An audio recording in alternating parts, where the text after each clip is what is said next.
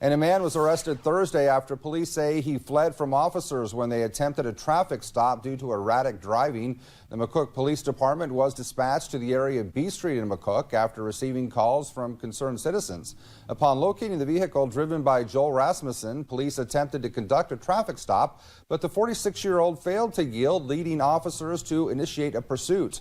The pursuit continued through McCook before continuing north onto Highway 83, prompting assistance from the Red Willow County Sheriff's Office and the Nebraska State Patrol. Rasmussen's vehicle did contact a Sheriff's Office cruiser during the pursuit before concluding around mile marker 26 on Highway 83. Rasmussen's charges include unauthorized use of a motor vehicle, flight to avoid arrest, and driving under suspension, revocation, or impoundment. Rasmussen has been lodged at the Red Willow County Jail.